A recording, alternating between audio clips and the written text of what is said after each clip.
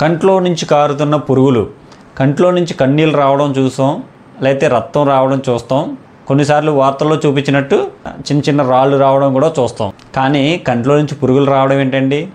అరే నిజం చెప్పురా, నీ ముఖం చూస్తుంటే నాకేదో తేడా కొడుతుంది అని అనుకుంటున్నారా? అయితే ఈ వీడియో చూడండి.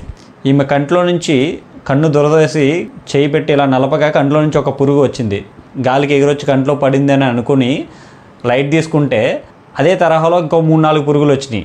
ఏంటి అబ్బా అని భయపడి హాస్పిటల్కి వెళ్తే చెక్ చేయగా కంటి లోపల ఇంకా చాలా పురుగులు ఉన్నాయి. వాటన్నిటినీ సర్జరీస్ తొలగించారు. అయితే అవి అక్కడ ఎలా వచ్చినాయి అనేది ఆరా తీయగా దానికి కొన్ని రోజుల ముందు ఒక ఈగ కంట్లో పడి ఒక లార్వాని కంట్లో విడిచింది. ఆ లార్వా రెప్ప లోపల నివాసం ఉండి వాటి యొక్క సంతానోత్పత్తి పెంచుకొని అక్కడ సో ఏ టైంలో ఏం జరుగుతుందో, ఏ చిన్న తప్పు ఏ పెద్ద ప్రమాదానికి గురి చేస్తుందో తెలియదు కదా.